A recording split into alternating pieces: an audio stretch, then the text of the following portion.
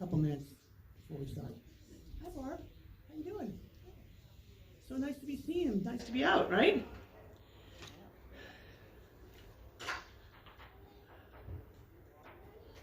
Yeah. Is there a Suffolk rep here yet?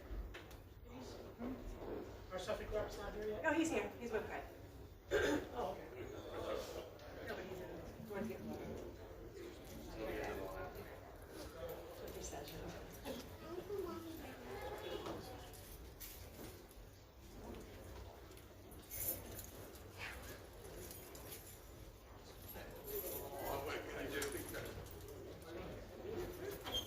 That's great.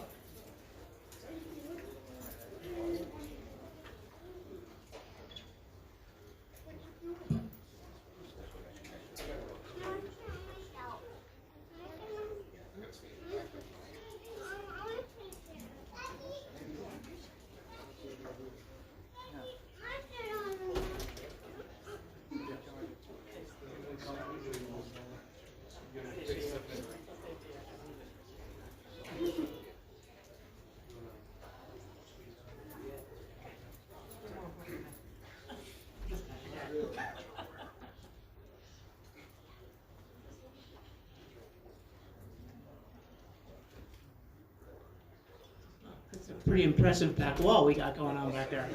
Wow. I'm glad I'm on the right side of that equation. It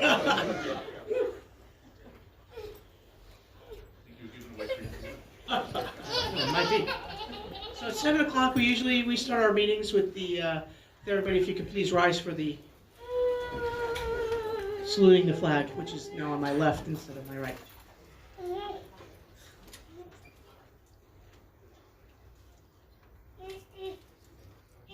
Pledge allegiance To the flag of the United States of America and to the republic for which stands one nation under God, indivisible, with liberty and justice for all.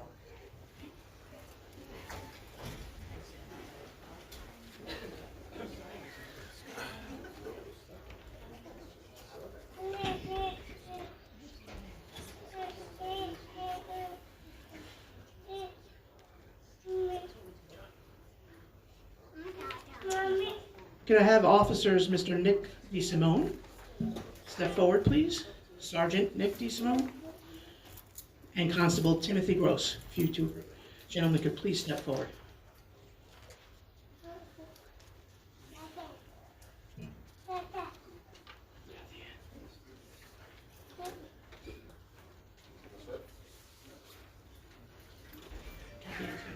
Assist.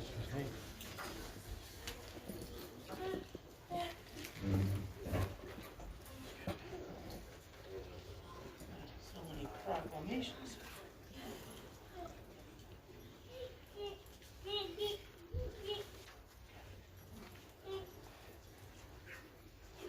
So this is.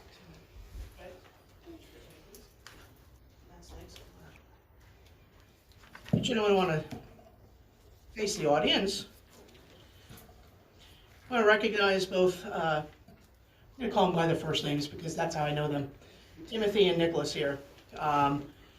Two of our core officers down in the village of Port Jefferson doing day tour mostly. But a lot of people don't really understand what can happen here in the village of Port Jefferson during your normal day tour. And we're going to be recognizing Nick and Timothy for their swift response on March 4th, 2021, approximately 13:30 hours, which would be 1:30 in the afternoon. Am I correct? Sergeant Nick DeSimone and CO Tim Gross were made aware of the ferry Park City arriving at the dock within moments, and a man on board who is unresponsive and not breathing. The officers both responded to the dock and met the ferry. The officers entered the ferry and responded to the passenger cabin, finding the victim lying across several seats. The officers assessed the patient and began CPR. Sergeants DeSimone and Constable Gross both taking turns performing the CPR. At some point, Port Jeff Fire Department Chief Erland arrived and also began in the rotation of the performance of the CPR.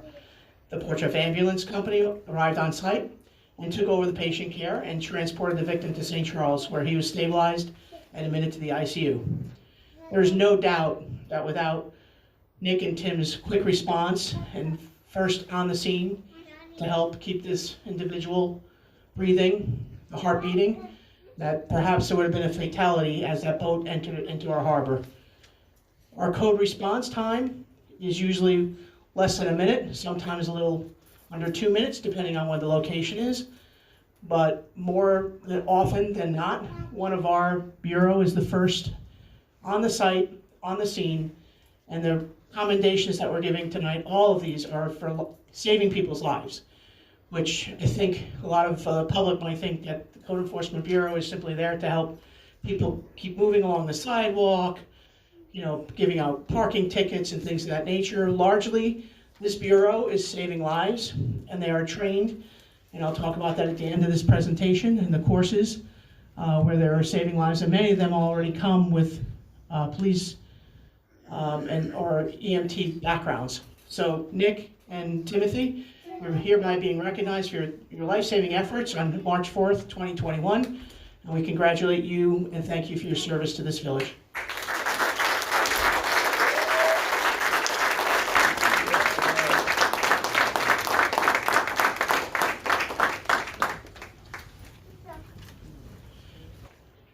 You're going to get officially pinned by Commissioner Staten. Pick a spot.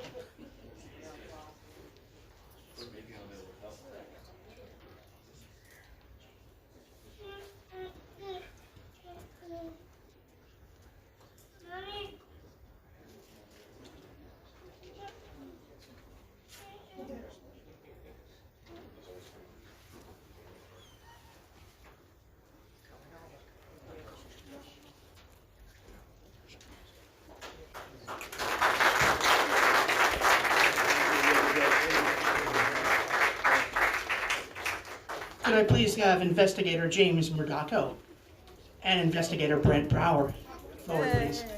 Brower. You're gonna get that right, Brent. I'm sorry. Ouch. Hi,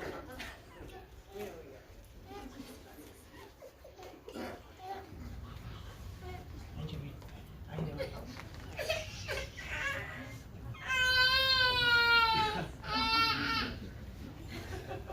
He's certainly your son there, Brent, huh?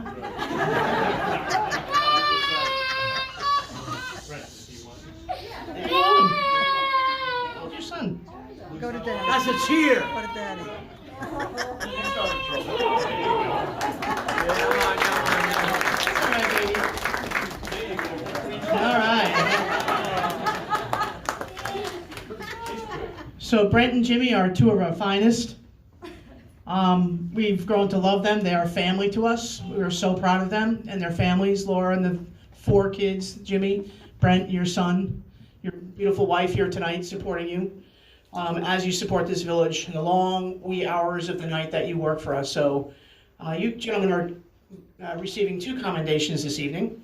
The first one is for your response on May 27th, 2021. Investigators Murdaco and Brent Brewer, sorry, were made aware of a female who was laying in the parking lot near Baker's Alley.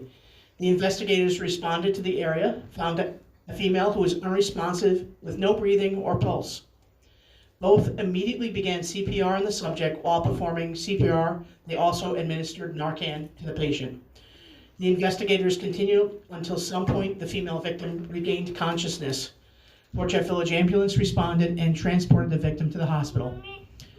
James and Brent, you are hereby being recognized for your life-saving efforts on that day.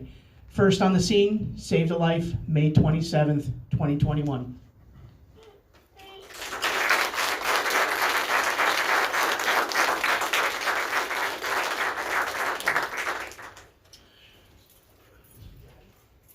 And you gentlemen can stay with me here. And we're going to ask Mr. Wayne Bohm, Constable Bohm, to join you. Is Wayne here? Oh, Wayne couldn't make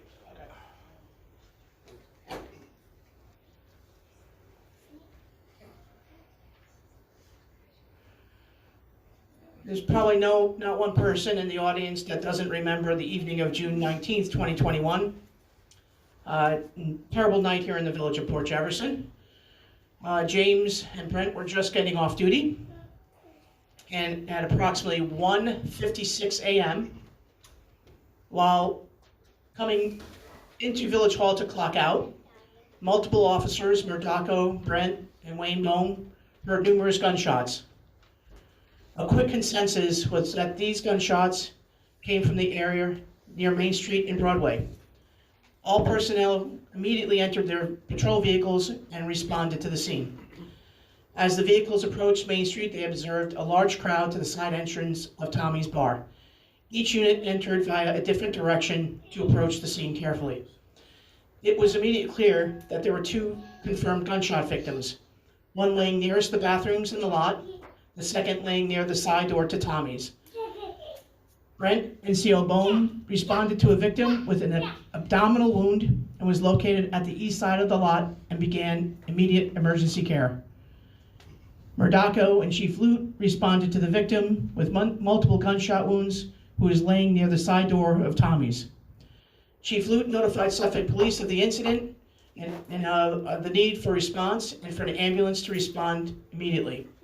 Each team conducted an assessment of their patient, providing emergency medical care for the respective victims. At one point, and as one of the victims began to decline rapidly, a decision was made to transport him via the Port Jeff code vehicle to the hospital. He was placed in the code vehicle with Investigator Murdaco, who raced to the hospital with Suffolk County Police blocking all side roads and intersections as they traveled fast. Both of these victims survived due to the training and emergency care provided at the scene and due to their recognition of the need to transport one of the victims immediately to the hospital. During the follow-up of these investigations, the trauma team who met the Port Jeff Village Code vehicle at the emergency room advised that this victim would surely have perished if the officers did not transport him via car immediately to the emergency room. The second victim was cared for by Constable Bohm and Investigator Brewer until the ambulance arrived and took over the care and transported the victim. That was some night. You gentlemen put yourself at harm's risk when you work for this community after hours. There is no doubt. That night, your reaction, first response to the victims, your care, treating to the wound, treating the victim, your reaction to taking him to the hospital was above and beyond. So today we recognize the following personnel, not for their life-saving efforts, but also for the brave, selfless, and courageous actions in responding to this and all the other incidents you do on a daily basis. We love you guys.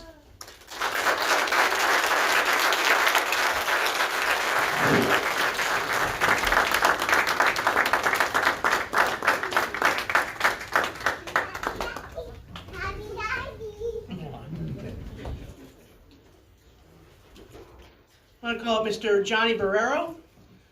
And Johnny, why don't you come up here, and I want all the rest of the code officers to be up here with you. I want them all surrounding you. Come on up, guys. Come on, Johnny's going to love it. It's going to be beautiful.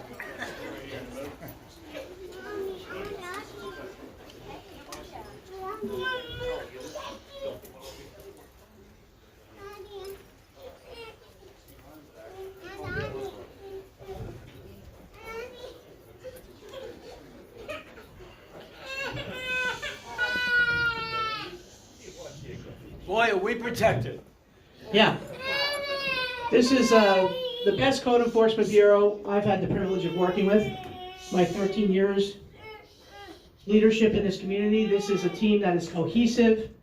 They love and respect each other. They work as a unit.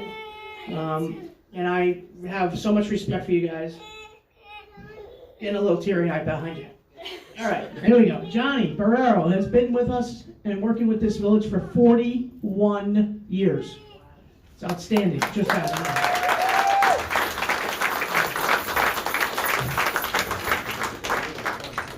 March 24th, 2021. Deputy Chief John Barrero was on patrol in a marked Port Jeff vehicle when he was approached by a frantic passersby who advised of a shooting that had just occurred on Main Street near the pizza place. They said a man was shot and laying in the street. Deputy Chief Barrero, without regard for his own safety, immediately, without hesitation, courageously responded to the scene, arriving less than 1 minute after the shooting. John confirmed the gunshot wound and notified Suffolk County Police for response and an ambulance. John then blocked the roadway at Arden and began directing other Port Jeff Code units to seal off the roadway and create a closed crime scene. Other Port Jeff vehicle units blocked Main Street at East Main and at Broadway. He assessed the victim, who was being worked on by a doctor, a nurse, and an EMT from a local department. Seeing the victim was well cared for, John then began securing the scene to make it safe for others on the street and in the area. Then he began identifying and preserving the evidence. John, I don't know how many things you can do at once, but you certainly impressed us that day that you could secure a crime scene, attend to a victim, keep my community safe. I know. A little extra drama in the back of the room there. But you did a beautiful job that day, Johnny, and under the circumstances, that was an incident that we've seen like no other in this village.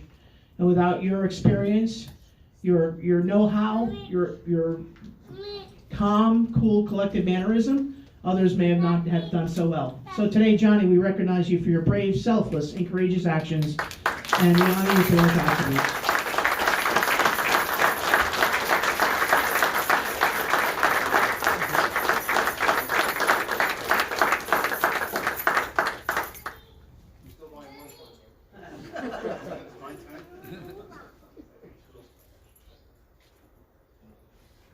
And Johnny, you want to be joined by your beautiful wife and your family for a group photograph? Any other family want to come up for photographs with this beautiful team? Come on, Fred. You want a pin? There you go. Get with the frame. We have Scott, we have Steve, and we have Fred.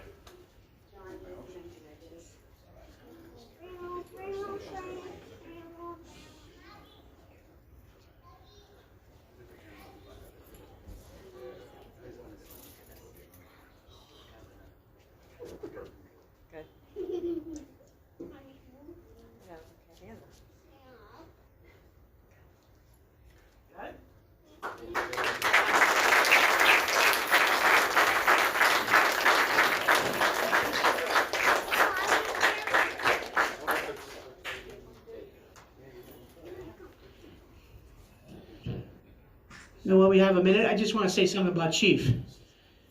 Because Fred is heartless. He never says anything, takes credit for anything. He's always giving credit to his men, as a true leader does. But Fred, my hat goes off to you. You pulled this bureau together. You provide training and leadership. You're a friend. And I think this totally is about you, reflects your service to this community. Thank you so much.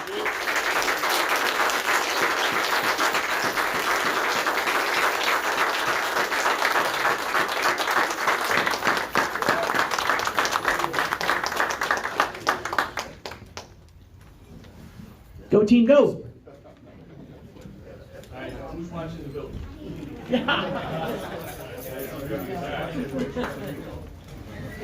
Guys. Thank you. Thank you. Wonderful donor.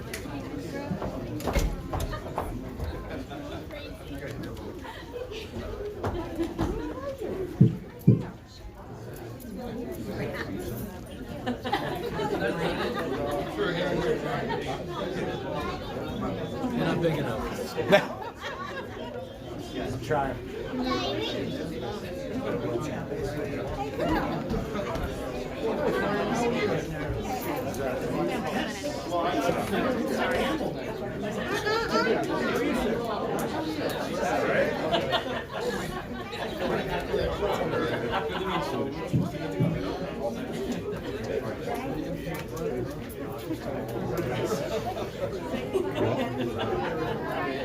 You remember that?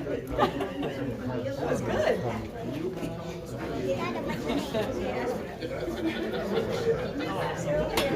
I'm kidding you.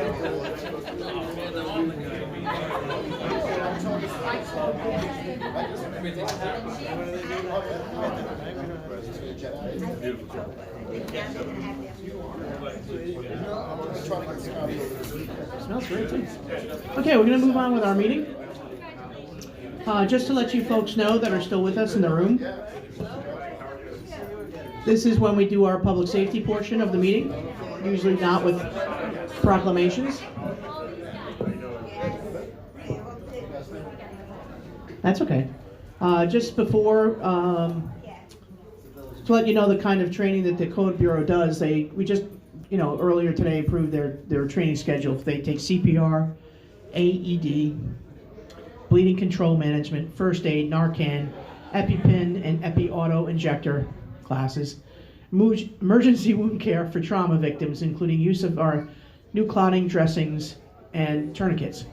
So basically, they're the real deal, folks. When there's an emergency, you better hope one of them's on the scene, because they do a great job.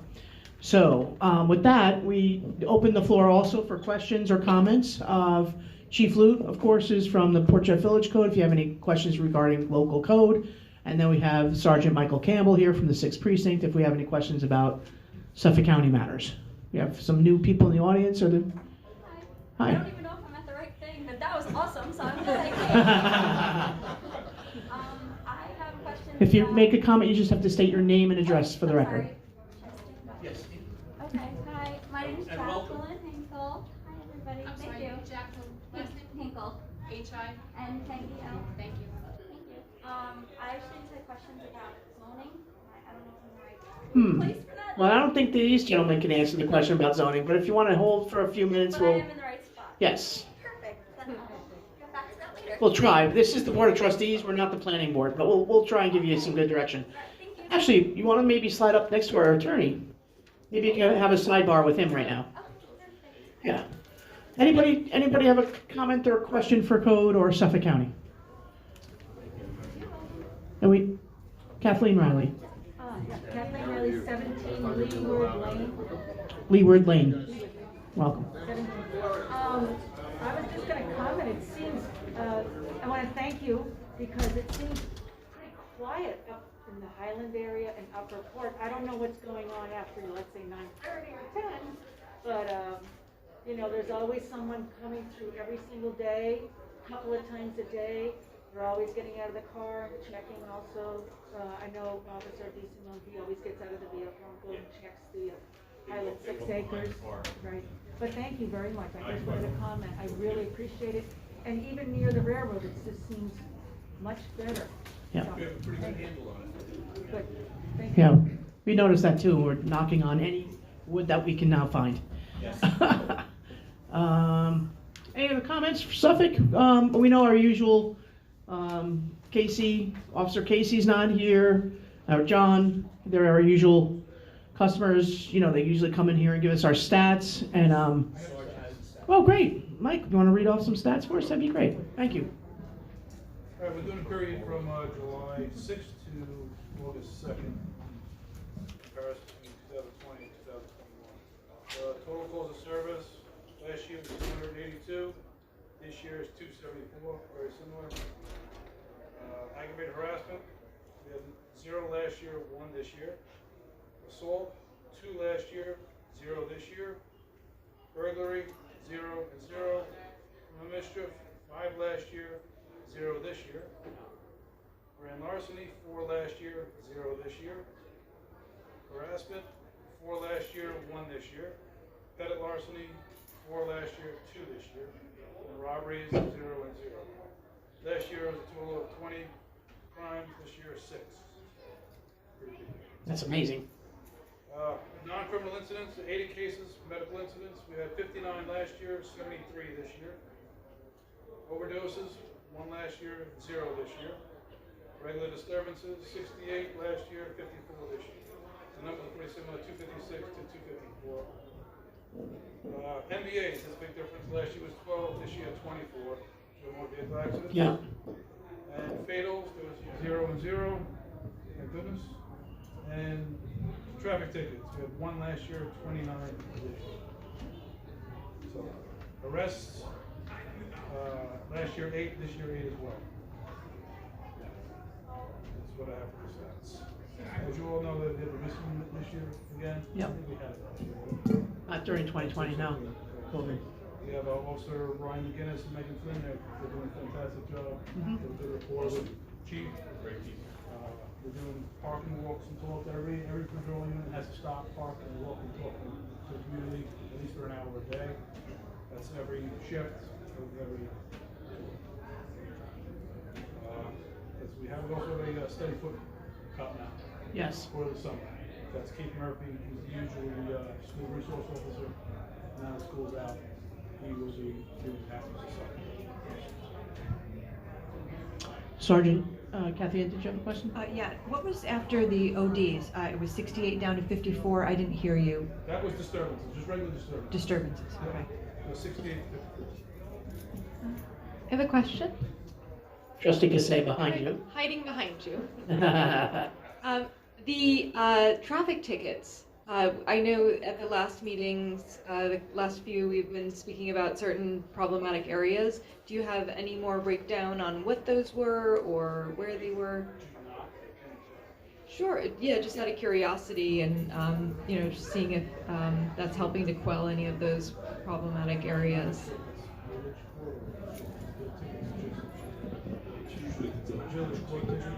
I do know, Rebecca,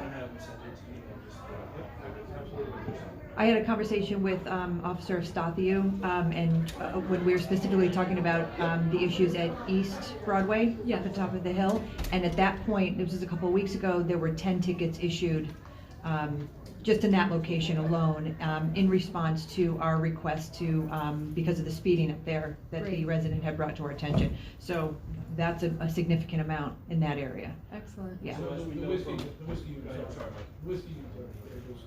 Absolutely fantastic. Yeah.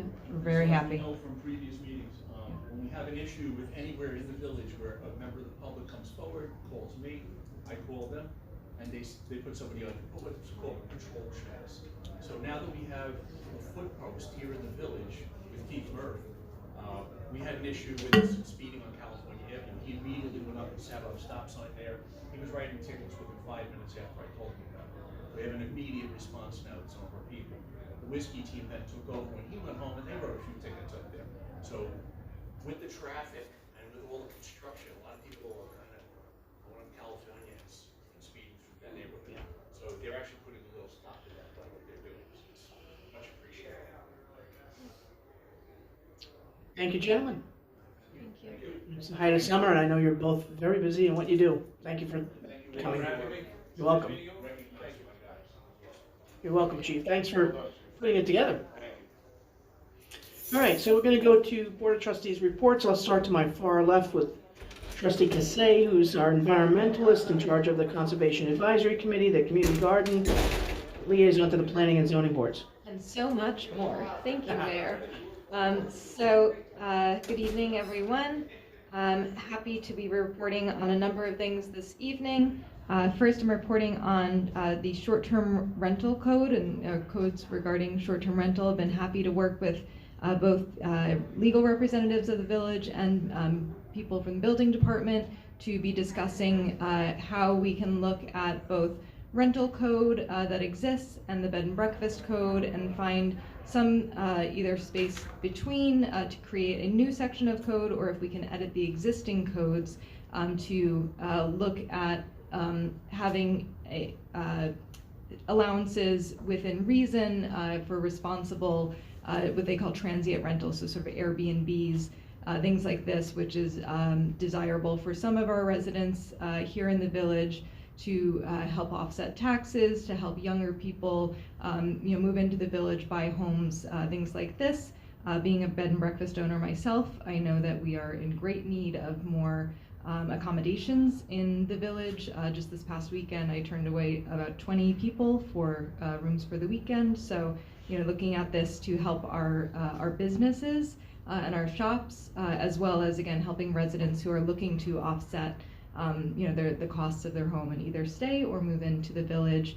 And of course, being a owner of one of these properties myself, knowing how important it is to have the code not only encourage but demand responsible ownership of and stewardship of these, of your neighborhood if you have anyone coming in for short-term rentals. So this has been something we've been working on for months now, and we hope to be reporting on this in the next month or so, having some code proposed for our fellow board members. As far as the Conservation Advisory Council goes, we'll be meeting in about a week to look at the adding green building and landscaping aspects to the guidelines that are given to any developer or someone looking to do major building within the village. So something we're looking at precedent like LEED, the LEED guidelines. So adding aspects like that to our own guidelines, as well as landscape development that is environmentally forward-thinking, things like rain gardens, and so having those be strong suggestions to anyone looking to develop in the village. So that's the next CAC project there. We have 2 new members of the CAC who are very energetic and enthusiastic, and we're so happy to welcome them.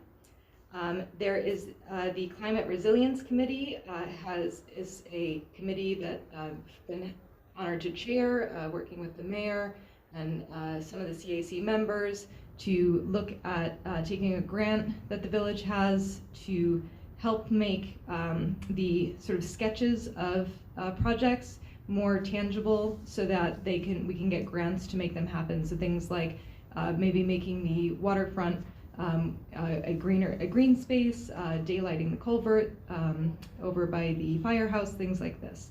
So we have the request for proposals are due, the deadline is this week, so we're hoping to see some of those, and we'll report back after that. The Port Jefferson Village Community Garden had its first program a couple of weeks ago. We were pleasantly shocked to have 28 attendees to the very first program, so it is very, very popular right off the bat. We're really excited to have further programming this month, September, and then through the winter as well, as we plan for the next year of gardening already. I will be working with our website team to add a Get Involved tab for portjeff.com, so that anyone looking to get involved in the village, whether it's under the village umbrella, so with things like the zoning board, the planning board, the CAC, or with some of the great nonprofits that we have in the village, the Historical Society, the Long Island Explorium, anyone looking to volunteer their time within the village can have a central location to go and engage, and branch out from there. So I'll be working on that in the coming month, and that is, we will be adding another beach basket cleanup station at the end of Crystal Brook Hollow Road. We have passed that, thank you. We saw there was a trash can out of there, so we can now have a station with these beach baskets, so folks who are going for a walk at the end of Crystal Brook Hollow Road at the bayside there can grab a little basket like you would have at the grocery store, and go walk down the shoreline, pick up any trash that you see, and then when you're done with your walk, dump the trash into the garbage, and then you've done your great thing for the day, and it's made easy for you there. So we're just looking for sponsors for these stations, for the Crystal Brook Hollow, and then the East Beach and the West Beach stations as well. So we're working with Relic on that this month, with the hopes of getting those in early September. And that is my report. Thanks, Rebecca. Thank you. How was the gala the other night, the Hometown Hope? The Hometown Hope Gala was a great success. It was well attended, and the mayor issued a proclamation that July 31st here forward would be Hometown Hope Recognition Day, and they were absolutely thrilled for this. I bought many raffle tickets, and when I had to start just telling them to pick another ticket because I got to my 4th raffle prize that I won. Oh, wow. And so I had to start denying my raffle prizes because people started getting very upset, and that's not a good thing for me. So, but no, it was a lot of fun. Great dancing. The food was incredible. Our local restaurants, Prohibition Kitchen, and the Whiskey Barrel donated food. And it was a lovely thing. And so if you don't know Hometown Hope, it's a great local nonprofit that focuses on helping families and causes within Port Jefferson Village. So you check them out and support them. They're started by some great residents, and you can get involved as well. Yeah, great young organization, love them. Get them hooked in young, right? And, succession plans are important, right, Barbara? Trustee Louts, what's going on? Liaison to Recreation and our Port Jeff Country Club and Parks Department. It's his season, no doubt. No, this season has been one of our best seasons that we've had in the last Talk from the side. You can get number of years. Okay. Membership is very strong. We have over 600 golf members. We have over 300 tennis members. Right now, this time of year, we're very busy up there because we're running our club championships, both for the men and the women. And we are also in the middle of our tennis club championships. I do have a couple of winners to announce from the President's Cup tournament, one of the finals. Bob Conlon and Richie Caston, champions of the President's Cup tournament. They defeated Bill McCourt and Bob Tilton. It took them 21 holes to do it. It was a long and tedious match. Congratulations go out to our tennis professional, Alex Dank, that's D-A-N-K. Alex has been awarded the Junior Tennis Professional of the Year by the USTA, that's the United States Tennis Association. That's quite an honor. And we're very fortunate to have Alex working for the village at our country club. Congratulations to Alex. We have some major projects going on up at the country club. We hope to put screening around our driving range. We've been working years towards that goal. We finally, I think, are going to reach it. We're also discussing the installation of a golf simulator downstairs in the main clubhouse. This can be used for lessons, for member practice, or for an actual game of golf at any course that you choose. It's a very popular thing now on Long Island, and most of your golf courses have this kind of setup for the off-season. Some news from the Village Center and the Recreation Department. The sports rink up at the center is scheduled to be taken down on August 19th. I believe there are some repairs that need to be completed prior to the installation of the skating rink up there. The hill climb is coming back this year. On August 14th, we have 30 or more vintage cars. You're going to attempt to climb the hill from the village center up to the Belterre entrance. This event will run from 10 o'clock until approximately 2 o'clock on that day. East Broadway will be closed. However, we will be accommodating anyone who lives on East Broadway. If you have to get in and out on that street, we will certainly make sure that you do get out. Again, that's on August 14th from 10 o'clock until approximately 2 o'clock. We're also going to have a hill climb for bicycles. That will be 2 weeks after the hill climb for the vehicles. This event will also take place from the center, village center, up to the Belterre gate. This event will take place from 8:30 to 11 o'clock, and we'll have the same situation where if you live up in that area and you have to get out, we will certainly make arrangements for you to do that. There's going to be a boat build on Saturday, August 21st in Harborfront Park. That event will take place all day long. It starts at 9 in the morning and will run till 4 in the afternoon. We're presently working on all of the fall and winter recreational activities. We have a schedule in place, however, we're still waiting for our school district to approve our use of the Spring Street School, where we run a lot of our programs. Many of our activities will take place over there. Our beaches will have lifeguard coverage through and including Labor Day. However, since school will be in session for students starting on Thursday, September 2nd, Thursday and Friday that week, students will be in school, and we may not have lifeguards for those 2 days. We're looking for lifeguards, but all of our guards are either college students or high school students, and they will be back in school. Hopefully we can get some coverage. However, I just want to alert you that if you, over Labor Day weekend, are going down to the beach, there may not be lifeguards there Thursday and Friday. The Tuesday evening movie tomorrow evening is Doolittle. That will start at dusk.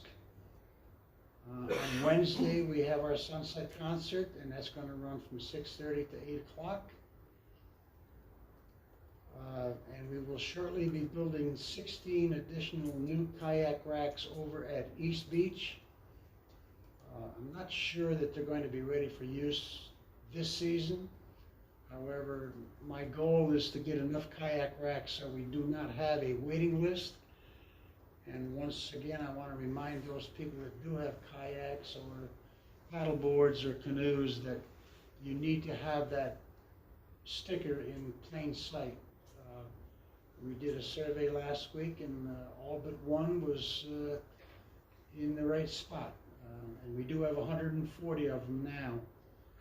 So that concludes my report for this evening. Thank you, Stan.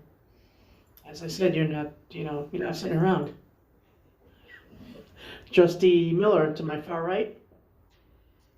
Thank you, Mayor. A few items. Assemblyman Engelbright has had some issues with LIPA reissuing the contract to PSEG to run the lines and the billing in Long Island.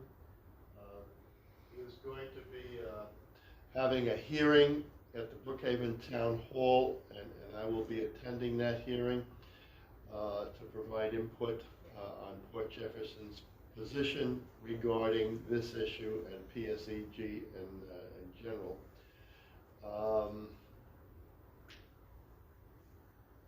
We had some discussion, this was several meetings ago, but about some kind of a ladder on the East Beach. I want to compliment the mayor for an excellent fireworks display. It was a little extra this year, and as far as I'm concerned, we can continue with that tradition. It was very fun. But I did sit on the beach in my beach chair, and getting down there was quite interesting. One had to climb over some very large rocks. We talked about putting a ladder there, but we haven't done that yet. It is really treacherous, and I think we should be looking into that. In the audience is Robert Coburn, a resident of Port Jefferson for a long time. I've known Robert for a long time. In fact, our daughters were in the same class in the high school, the junior high school, the elementary school. But I've been following Robert on Next Door, and Robert's issue is with Cablevision. Now, we've had discussions about Cablevision in the past. FiOS wanted to come, but they didn't want to cover the entire village. And I've followed these, Robert, with great interest because I have some enormous issues with Cablevision. When I first signed up with them, the service was excellent, the technical service, etc. It began to deteriorate, and currently the service with Altice, which has taken them over, is worse than terrible. I'd like to hand out, put together so they can see what's going on. Point of order, do we usually do the trustees' reports and then I go to the public? I'm sorry. That's okay. Sorry to give you what's been discovered. Yep. Trustee Miller, a point of information, is this cable internet, cable TV, or All three. we, I personally have FiOS. What's that? I have FiOS. Are we talking about that FiOS is not allowed? I'm not sure what we're talking about. Hold on a second. Let me just answer that question. FiOS does not provide television. That's the biggest objection. Right, so, okay. Bruce, you want to finish your report? I do. Okay. So very quickly, I've had very significant technical problems with them regarding first step kinds of technical calls. The people currently are very poorly trained, and they will at times just go dead and silent. They won't hang up, but they won't talk. They also, sometimes you can get your call escalated, and that means you go to a higher technical person. However, you do not know when they will contact you. You cannot contact them. They will call you from a number that is totally unfamiliar to you, so you probably will not answer it. And the service is sketchy at best, and I've been strung out on it with internet problems for a month at a time on several occasions, and a relatively simple television problem recently just couldn't get resolved. So I'll end my report there. Thank you. Thank you, Bruce. Deputy Mayor Snaden. Kathy Ann. Thank you, Mayor.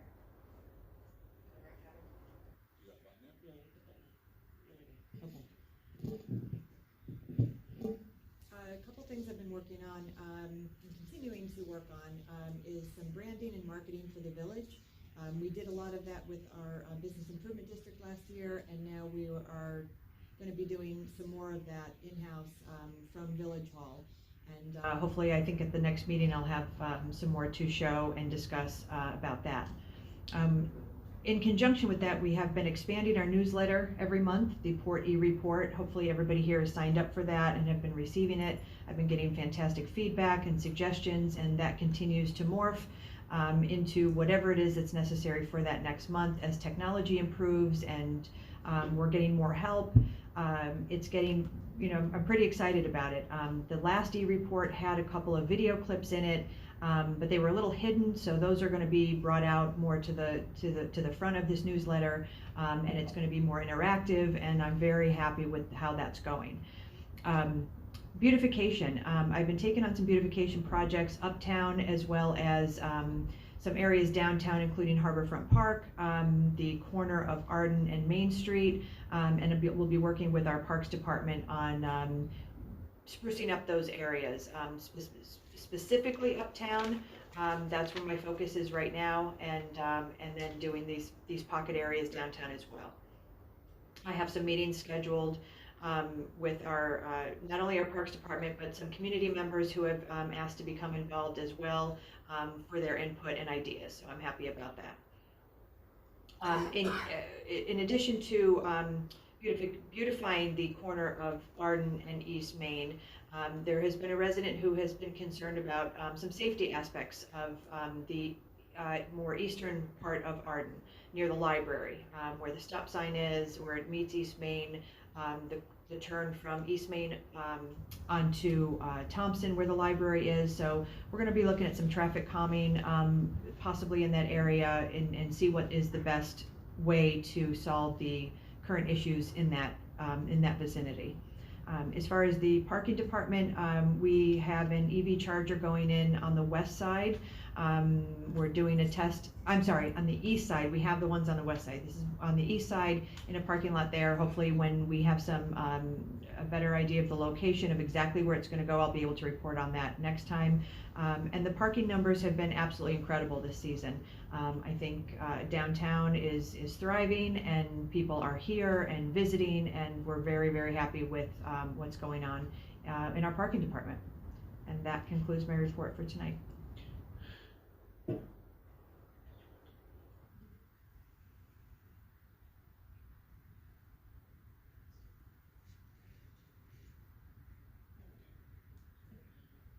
Okay, all right.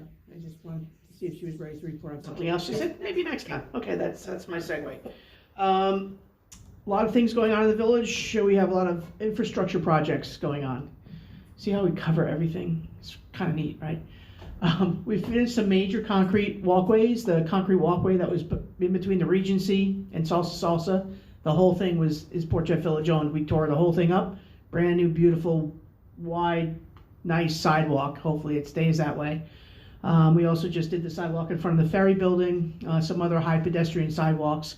Concrete is immensely expensive, so every year we put some extra money aside and put to our sidewalk and pedestrian projects. A lot of paving this year. Paving projects are all done. Over $500,000 worth of new roadway in Port Jeff Village. We hit the west side of the village, or I'm sorry, the east side of the village with the Hillcrest Corey Court neighborhood. You know, my 12 years, that was a pretty bad neighborhood, and it took us 12 years to get into that neighborhood. But that's the theme. We try and get to the west side, we tried to get to the east side, the north, south sides of the village. We also did Arden, we did a section of East Broadway, we did Barnum Avenue, we did all of Barnum Avenue. Was really needed there, new crosswalks coming across. So we did a lot of great paving projects. Caroline Avenue. Caroline Avenue was done? Caroline Avenue. Yeah, just the beginning of it, but not the entire part of it. Just up to the parking lot, right? The entrance of it? I know, went through. All right, around to Brook, and then of course Brockport opened, so Brookport opened. So then the rest of Brook got done to West Broadway, which brings me to West Broadway, which is a disaster. Kuwait, can you spell that? Kuwait? Okay. So I live on West Broadway, and it has been horrible. We got National Grid to come back in and refill in the ruts that they're creating by putting in all the new piping. There's a new gas main that went through, and then they're hooking up all the new gas lines to the houses. So it's just been a lot of excavation. It's been really stressful. But last week at Village Hall, Joe was on with DOT, confirmed that DOT is going to be paving, and they're going to start with us. They're going to start the three-way intersection. Looking into whether They're going to start with us. I'm pushing. See, I hope that they start with us at the three-way intersection and then start with us and go all the way back down to the Nichols Road. Right. So it'd be wonderful because I think we endured a lot of aggravation there. And that was mid-September? Yeah. It's supposed to be August. Can't be soon enough. Yeah, Conifer 1, you can see, is coming along really, really nicely. They, I think, are pouring now the foundational walls on either side. A lot of excavation there, but that project is just, it's so happy to see that happening.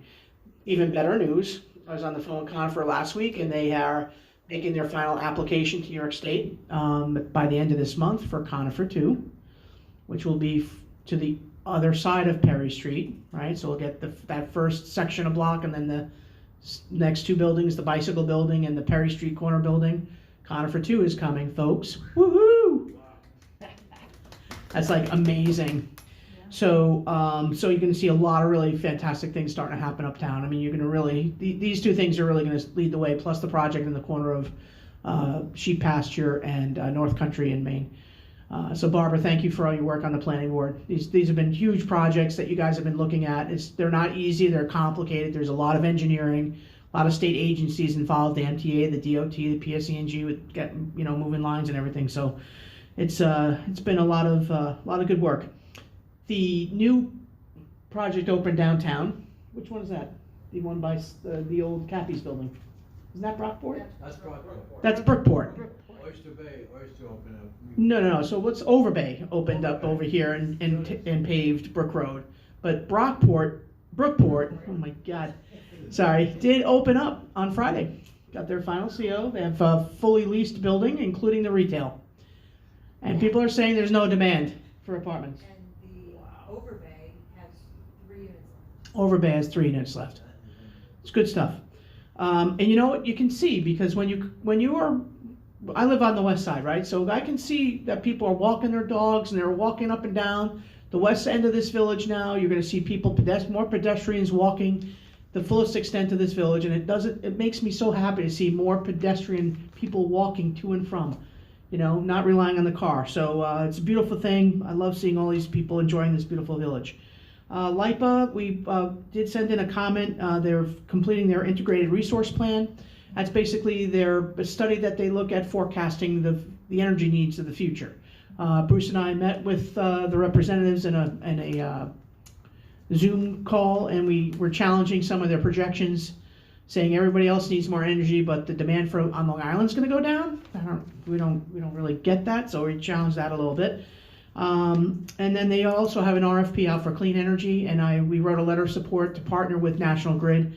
National Grid at our site here would like to put in for a backup battery unit. Anything we can do to enrich our site, add value to it, it benefits this village, it benefits the assessment and value of that parcel moving forward. So that's in the works. Working with the treasurer and all the various departments, closing out the year end. The auditors are here too, so hopefully we'll have our year-end closeout balance. Hopefully we saved $1 or $2. Last year was a tough year. We had to scrimp, save, and not spend a nickel. Nevertheless, the capital projects are all advancing. You can see downstairs we finished the bathrooms at Village Hall. You have 2 very nice generic bathrooms downstairs instead of the Brady Bunch pink and the Brady Bunch blue. And bid package, we awarded the project last meeting to the contractor to build the new emergency command center, which is more or less an addition to the building and planning department building, the highway building uptown. To the left, we're going to add on a room that'll be used for emergency services. You know, down here we're in a flood zone, right? So in the height of a storm, we're not told to be down here, we're told to be upland. Plus that's where all our critical services are, the DPW and the vehicles and things of that nature. So Joe's been working really hard on all these projects. They started today? What did they start? What did they start doing? Mobilizing and excavation. Nice. Beautiful. Love it. When are we starting our walkways down here in the rocket ship bathrooms? As soon as we hear we were awarded a grant. Last year the grant was delayed and postponed, and they pushed it to this year. Okay. So once we hear from them, we move forward with that project. And that was for the brick walkways down at rocket ship? Correct. Okay. And then the rocket ship bathrooms? Rocket ship bathrooms, we issued the RFP, so we're waiting for submissions. Okay. We'll walk through, I think, next week or Great. the week after. Yeah. Okay, good. So we have sometime in August we have the netting Yep. coming in, and sometime in August we have the rocket ship bathrooms coming in. Good. The rocket ship bathrooms will be upgraded, and hopefully we can provide some heat so that we don't have to winterize them and close them down in the winter time. It's a big, you know, little off-putting to the community, because, you know, we've had Decembers where it's 100 degrees out and everybody's running around Rocket Ship Park and we don't have a bathroom open. It's a little... And those are gonna have cameras, right? Oh, yeah. Updated cameras on those bathrooms. Yep. Once they're finished, we have with the NYSERDA grant that we got to replace all the light fixtures to LED, we're also enhancing, we got about $125,000 worth of goodies involved with that. And we're enhancing our cameras throughout the village to add more to where we have, we'll just call them blackout spots. And down at the Meadow Lot parking lot and bathrooms, Harborfront Park, we're adding a lot more cameras. And our camera experts are Joe and Kevin in the back of the room there. So guys are doing a great job. 300,000. Over 300,000 worth of goodies. Nice. Flood detectors, wind detectors, and I think 80 additional cameras, Devin, proposing? How many additional? 80, how many? At least 80, yeah. Well, yeah, because they're quads, so they have one camera has 4 different angles. It's great. It's fantastic, because you won't believe what happens around here. Yeah, maybe you would. Okay, so with that, we're going to open it up for public comment, and I'm going to go to the young lady who had the question first. What was your first name again? Jackie? Jacqueline. Jackie? Either way, whatever. And then we'll go to Bob, Mr. Coburn, and Mr. Miller. Hi. Hi. I just had a question about zoning. I know I'd like to open a tattoo shop / coffee shop, which I've been approved for by the Suffolk County Board of Health, on Main Street where the old Dale Salon was, I believe it was called. And I know I went to the board of the building department and they told me you're currently not zoned, but to come here and maybe ask you if you could To beg? change that. So Dale Salon is East Main Street, East Main Street, Okay. yes, I'm sorry. and that's, it also fronts by your building down there. This is the gentleman that owns the space. Oh, okay. Yeah.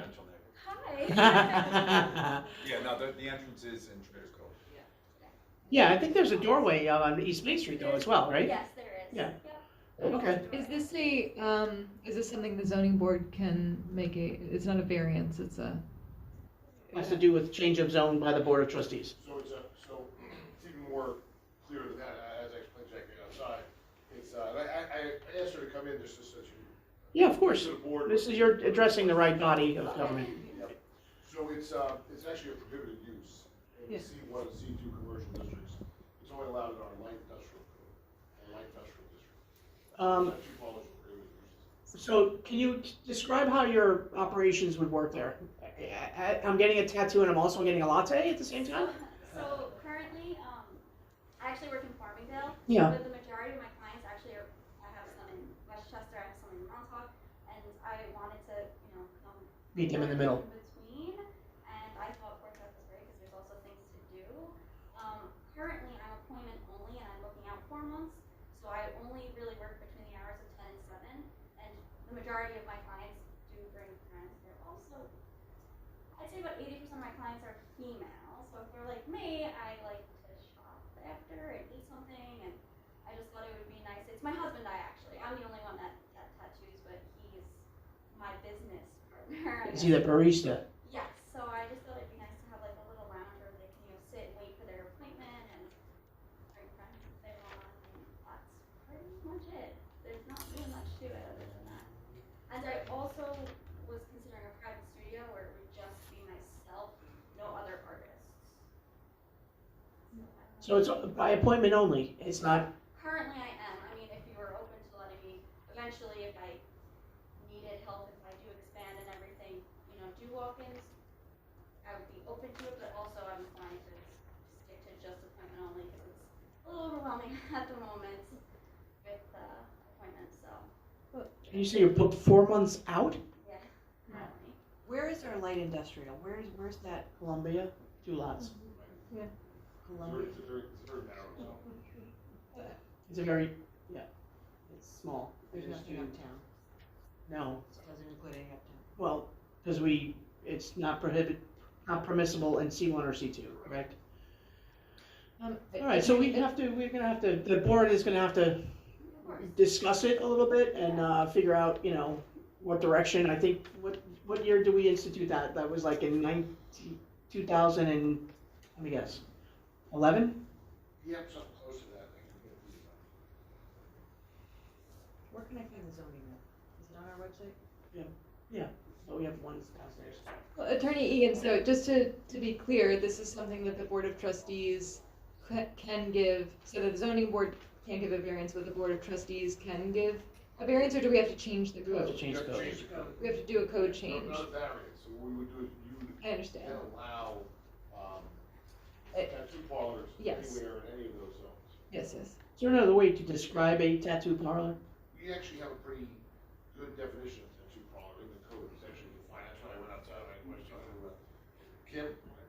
Jackie outside. I said that was actually I was surprised that we actually updated our definitional section too. So there is actually a pretty good definition. Just talking about broadly any standard definition of tattooing, ink use, any facility or location whose business operation, whether as its primary use or as a ancillary use, includes the placing of designs, letters, scrolls, figures, symbols, or any other marks under the skin with ink dye. So that's, so you're describing what it is, but you're also describing whether it could be primary or ancillary, and that was what I was kind of thinking. If it's not, if we maybe adjust it so it's a ancillary, not the primary, we'll have to talk about it. Because you know what happens, it's a slippery slope and it creeps and it's come up, tattoo parlors have come such a long way in terms of, look, your sleeves are, beautiful to look at. You know, other people are just like, you know, give the wrong connotation to tattoos. Be surprised how many people have tattoos these days, or how many people want tattoos, or intrigued by the concept of tattoos. So it's nice to have a nice, safe place to go and have them done. And she's booked 4 months at a time, so Yeah, I there's, know. there's definitely a need. Yeah. Well, and I'm very familiar with the style of tattoo parlor. You know, she's speaking of. I got my tattoo at a place where I had to book 3 months in advance, and you go and it's one person, and it's very safe and clean and quiet and sort of a zen. It's like a day at the spa kind of, you know, sort of thing. And That's so kind of what we're trying to do, make it more comfortable and relaxing, I guess, than what your general thought of a tattoo parlor Right. would. so it's not, you know, the neon sign with the skulls outside. No. And, you know, it's Or like, you know, what was that movie, Las Vegas, or That's the difficulty, that's the magic, trying to find out. Right. You say Sure, that, sure. and not say. absolutely, absolutely, yeah. But Jackie, thank you for your Thank you time. so The board much. will take it under consideration, Thank you guys for and listening. good luck to you wherever you land. Thank you.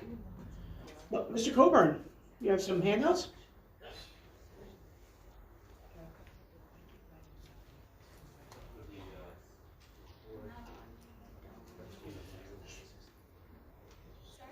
I'm going to talk about optimum cable vision.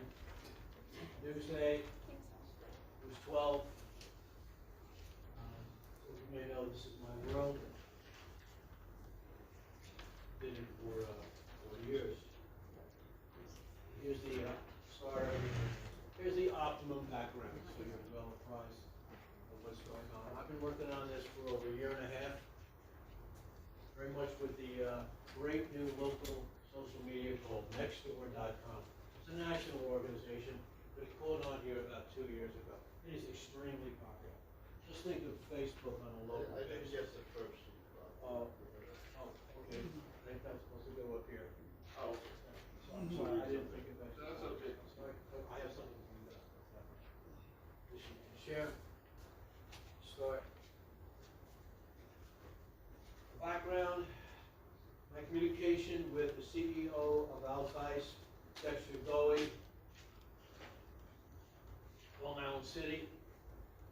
Altice is worldwide, they have 22 countries, 30 million customers. They were gobbled up, they gobbled up Cablevision going in 2016, $17 million. Then came along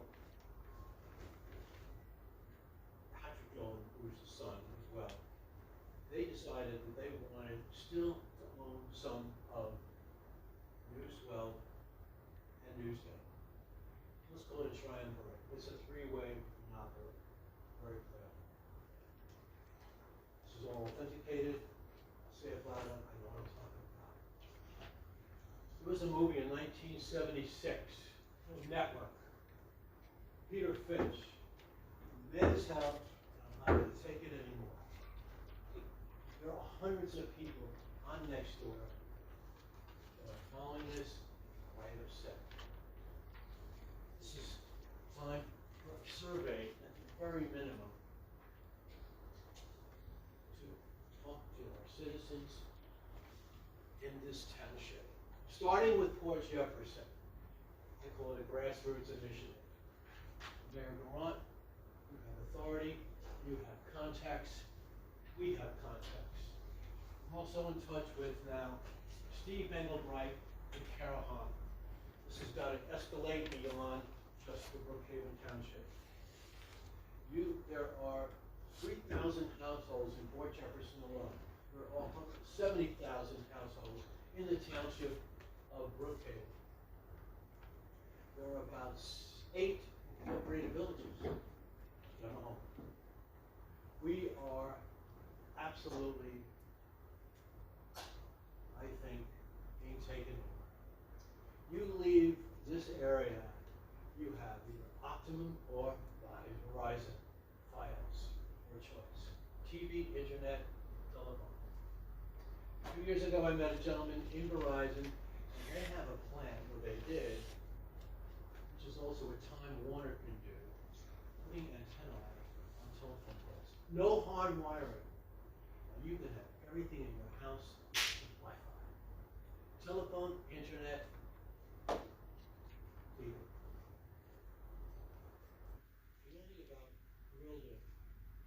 case until you're there. We started out with the ultimate, it's called Web 1.0. It was one way. It's now Web 2.0, it's two way. It will be Web 3.0. I work for lunch communications. Sit down, really, you know. I was my last 7 years of life. It is all here. It is coming. So in this, just start again with chapter 1 here. We have a right, we have a need to have a competitor. I will tell you flat out, and I'll say it in front of Ed Romaine, who's been getting hundreds of phone calls, thanks to Nextdoor and my initiative. People are upset. They're mad. They're not going to take it anymore. You ask 1 in 5, and they all say, Brookhaven has a sweetheart deal with Optimum. I don't even know what their contract is right now. I don't even know if they have a contract. But they, in the communication you said about Verizon, I don't know if Verizon really left. I think they were fed up. And what we can have again is a choice. Not have it. We absolutely deserve a choice.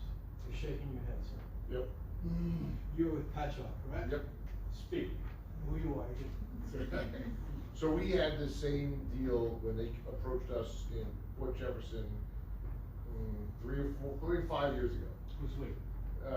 This administration, Margo's the mayor, they came here, they wanted, and Verizon made the same pitch they did to Patchogue, and they made the same pitch they did to Port Jefferson, where they didn't want, they chose, we wanted them to come. We asked them and begged them for competition to come. We implored them to come, and they did, and they said, you know what, we're only gonna wire up half of your village.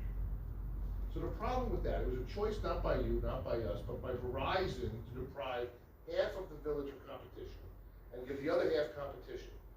We said, okay, look, how about this? Why don't you phase in the second half? You have to get to us to a village of 100% wired in. Because what you're gonna do is you're gonna create a second class of citizens that are now, right, captive to cablevision. They would not agree to phased in. They would not agree to wire up the village 100%, even in a phased-in capacity. So here was the problem, what they said. Well, look, your franchise agreement over 10 years, and then you can have the choice to terminate us then. You think that any village or government administration is ever going to say to your people, hey, look, I know you're enjoying Verizon, it's fantastic service. We're going to cancel you now. You're canceled. We're canceling you as the village. And now we're going to return you to your previous captor, cable business. How do you think that's going to go over? So we said, we can't be putting that Hobson's choice. You must wire up, commit to us to wire up 100% of the village. And they said, we're not going to do it. We'll cherry pick the business areas. We'll cherry pick some of the more denser areas for us, but it is not economically feasible for us to do some of the outlying areas. And by agreeing to this, we're going to condemn you to second-class citizens. So you're aware of this new process of doing Wi-Fi totally, without hardware? So yes, and the only thing that I would say about that is that Verizon has not expressed that they have the budget or want to install that technology, because the mayor raised that technology then, when it was very early, when they were much larger, with green boxes. They wanted those on the poles. And they said they felt that wasn't yet a proven technology for them to invest in. So unless and until Verizon changes their tune and comes in and says they'll wire up 100%, it was the same issue they had in Patchogue. It was literally sent to our face downstairs in Port Jefferson. I'm not going to speak to the town of Brookhaven because I don't represent them, I don't know it. I only speak to the facts that I know, and that was personal. So we heard it, and they said, you're going to get the haves and the have-nots. How long ago was that breakdown? 5 years ago? 5 years ago. Okay, since then, Mr. Hagan, I just said Time Warner, AT&T, and Spectrum are also services of all three. Have we ever talked to them? We need a competitor. This is a monopoly, this control, telling your people saying they believe there's a sweetheart deal with Optimum. Do you know how long there's contract with Television, Optimum in town? Anybody know? No, I know that there's, I don't know what the town's contract is, but, you know, by law, they have to enter into what's known as a franchise agreement with us. Right. You know, so, any municipal service like that, you know, as Brian is saying, has to be available for all residents to have equal access to. And if there's a competitor, bring them on. Right. If We're not, you If know. some people invest in technology, we'll take them. I mean, they can come from mainland China for all we care, as long as they got somebody who's got good technology. I think we're on the same page. Who is gonna help explore an alternative, competitor? Trustee Miller seemed very interested. Excuse me? Trustee Miller seemed very interested. That's right. And I'm on board. I can tell you right now, next door is on board. There will be hopefully a public hearing, public meeting with Romaine down in Brookhaven. We gotta go. So is Brookhaven overseeing what we do here, or do we have our own ability and the other 7 incorporated villages in town of Brookhaven? We can do whatever we want. We can do it ourselves? So we could actually bring in one of these other systems? It's not for, Bob, you bring them here, have them install, and you're on your way. It's not, we're not precluding anybody from, doing anything, but it's. What am I thinking? We get that on board here, you're gonna see everybody else. Yeah, Seven you gotta other get them here. incorporated because- villages and the non-incorporated, they're gonna wanna copy, they wanna be on Shepherd's Lane and grab onto this, so let's do it. It's there, I know it's there, starting with Verizon, so I clearly told you, on this card, they can put an antenna on every 3 poles, cheap. If they do it, I they mean, do it 100%, let's do it, right. You gotta remember, this is the village of Seven Hills, right? Right? So we still, even with the wireless technology that we still have right now, we still have people who don't have service in certain areas, so it's, you have, that's why the Fios cable had to be hardwired. Because in order to be able to give everybody access, so I think that's one of the things that we still I'm struggle reading it with. right ahead of you, because there are many streets, like maybe Harvard-Ellsine, or I live on Russell, where there are no telephone poles. That's the problem. But maybe they have a solution. Right. We don't know, we'll find out. Yeah, okay. Did you see, did you get this sheet about, these, Yeah. referendums, right? Yep. Ed LeBrite is on the last one, 6763. So just say we don't get another service right now. Optimum, you gotta bring down your prices. The service is plain English shit. You are talking to the Philippines, okay? Poor English, no way to escalate anymore like it was. When I used to call up, you got you got Bethpage, Connecticut, you could talk. They are frightened to death that you're leaving to go to a satellite. I can tell you right now, I backed them down twice. I'm down to $108 and I got everything. Trying to get that right now. It ain't gonna happen. So I'm here to help us right now without them. They have a monopoly, they control their prices, their service, and no forgiveness, forbearance. A year ago today, Geico gave me a free month's insurance, $300. Did you know that? They want to help their customers with the pandemic. They gave us $300 free insurance. So thank you very much. Any questions? But I'll be glad to move and make this happen. Yeah, reach out to Verizon, see if they're interested. I do have one other request idea. On the code enforcement vehicles, there's no area code. So it's just 774. Okay. Yeah, legally, right? Yeah. All right, thank you. New eyes. Thank you Every for time what somebody you looks do. at something, everybody- Mr. Michigan. Good to see you. Good to see you. Got it. Barbara. Yes, sir. I'm gonna give you a copy so you're apprised. Barbara Sabatino, 2 Westview Avenue. Sabatino? Yes. Thank you. Thank you very much for the planning board compliment, but I do have to say that staff will be really carrying all the weight, and you deserve a wonderful round of applause for doing a great job. Thank you, Barb. With, over the years, Communicating with. we have talked about, a skate park as something to do for the residents. And with skateboarding being an Olympic sport this year, I was wondering if, maybe that should be taken up. I'm glad you said that, because I noticed that with the Olympics. Was that? Yeah, go ahead. So Todd Leahy, I don't know how to pronounce his last name, but he's been a big advocate for that. He put together a group locally in the village with a couple of residents to bring a skate park to the village. I keep telling him to bring me something, bring me a proposal, bring me prices, bring me specs, whatever, something. I haven't gotten that yet, but one thing he did send to me was a concept of a modular type skate park that could potentially be put up on our skating rink in the summer months. That could be built up and used and then taken away and stored. Like a pump track, they call it. Like a pump track. Yeah, for the bicycles, skateboards, whatever wheel vehicle that they use. I'm still kind of waiting for him to bring me what, who that is and what that is.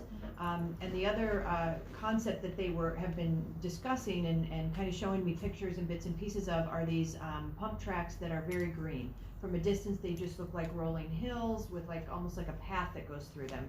They're very, very attractive. You need a lot of space for those. So again, I've asked him, bring me location ideas, bring me prices, bring me all this stuff. I'm very open to, hearing about this and discussing it further. Wonderful, because I've had people approach me about it. And driving down here tonight, I didn't have a problem with kids on bicycles because I kind of read that they were going south against traffic, which was fine. But two kids were riding side by side and they almost took the whole lane. And they, like in the past, they've been threatening or, very bold. And these kids were not. They were just trying to get home. And it just reminded me that somebody had said to me, gee, we should have a skateboard park because it'll give them something to do. And I thought it was a good time to bring it up again because of this. Yeah, we saw, there was an image, I think that, is it Todd? Todd posted. And it looked like it was something that could actually fit within the, the boarding already of the ice rink. And so we're like, well, listen, we could take, we could put that in there easily, like a modular unit, and let the kids have at it. Yeah, honestly, because I think it looks like great exercise. Looks like a wonderful time for them. It's in a secure, safe place. We do wonderfully with the ice skating rink. I would love to see if we can find where that unit came from and what it would cost, and we look at it. Is there an issue because the skating rink enclosure is currently is this our camps, our summer camps? Yeah, but it doesn't happen all that often. She puts a basketball court up there, or they're kicking the ball around. It could happen. Maybe the pump track could be there maybe 6 to 8 weeks a year, even if it's something that can come up and come down. Sure. My understanding was that the park that Todd's talking about, because I've spoken to him at length about it, is it's a culture that they're trying to grow, that these kids have a place that they have ownership over. They teach, the older skaters and bikers teach good manners and stewardship of the park and how to, bike well and all of this. And so I think it would be a fun feature to bring people down to the center of the village, but I don't know if it would scratch the itch that they're looking for. I've tried to connect Todd with our Brookhaven Town Council person,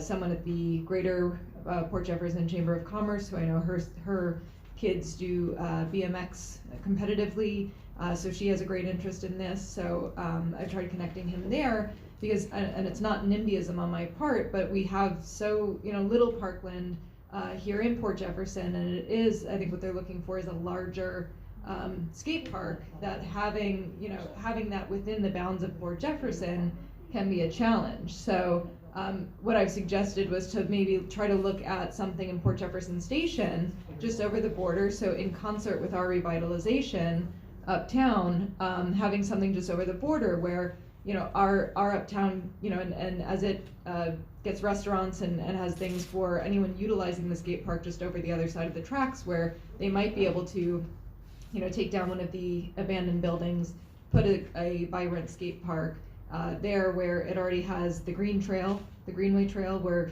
kids can come down the Greenway Trail, get right to the skate park. It has the LARR. Just feel like that up there could be a great thing. unless unless somebody wants to put it right next to the Highlands. Yeah.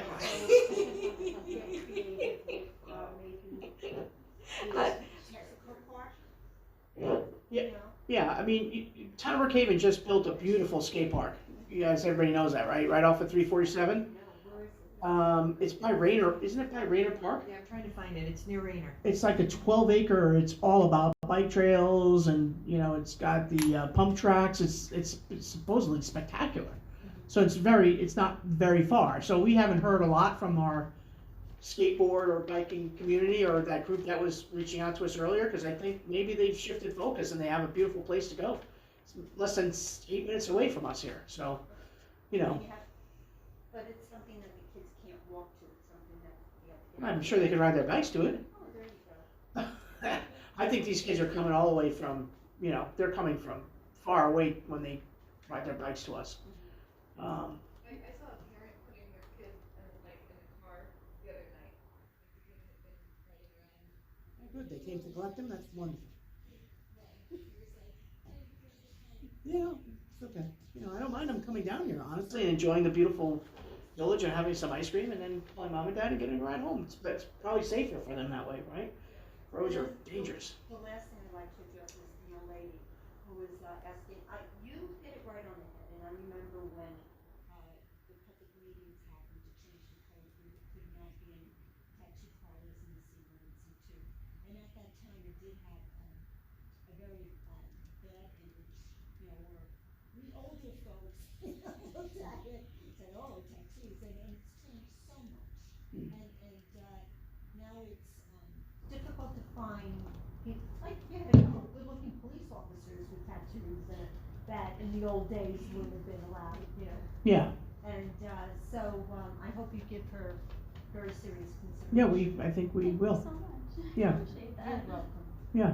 I mean, it's almost it's an art form. It's you know, it's a different, it's taken on in 10 short years, it's taken on a different life form in community, so.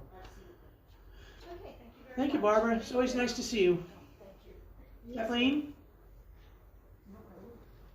Our friend in the back, I'm sorry, I forgot your, is it Steve? Mark. Mark. Nothing to say tonight? Just here to visit? Great. So thank you for coming. Hopefully by September, we'll have more people catching on that we're kind of out of COVID mode and in person. And thank you for attending and enjoy the rest of your summer. Motion to adjourn? Second. All in favor?